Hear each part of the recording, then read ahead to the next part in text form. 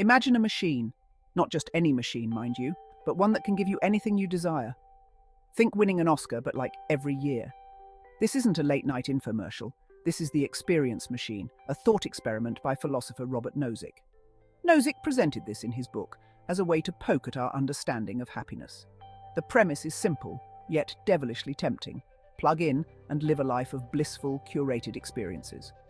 Want to climb Mount Everest? Done. Write a best-selling novel? Easy peasy. The catch? It's all artificial. None of it is real in the traditional sense. Your Everest climb?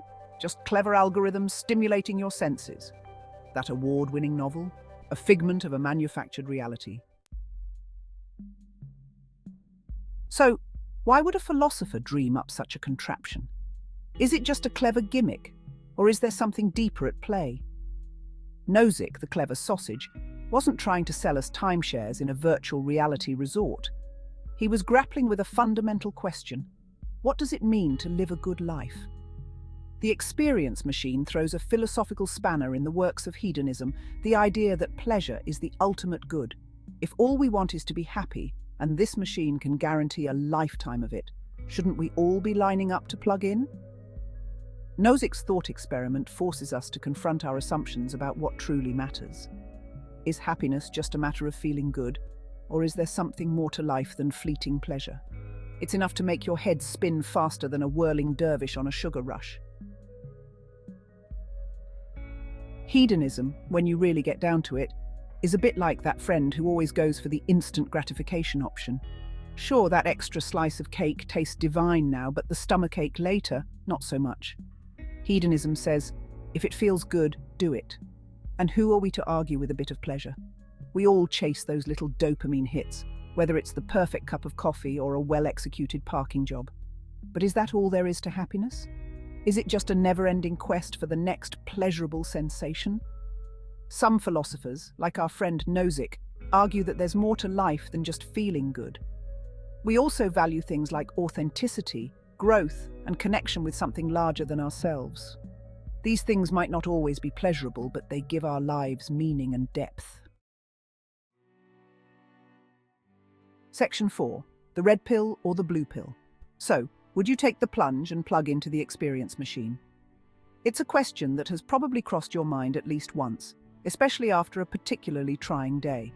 Imagine a world without bills, deadlines, or awkward first dates. A world where your greatest desires are just a virtual reality headset away. Tempting, isn't it? But before you pack your bags for simulated paradise, consider this. Would you trade the richness of real human experience, with all its messiness and uncertainty, for a life of manufactured bliss? Would you give up the chance to learn, to grow, to love, and to be loved, even if it means experiencing disappointment, heartbreak, and the occasional existential crisis? It's a choice between the comfort of illusion and the sometimes uncomfortable truth of reality. Section 5. Reality bites, doesn't it? The experience machine forces us to confront a somewhat unsettling truth. Reality can be a real pain in the you-know-what. It's full of challenges, setbacks, and moments that make you want to scream into the void. But it's also full of beauty, joy, and genuine human connection. It's messy, it's unpredictable, and it doesn't always go our way. But that's what makes it so darn interesting.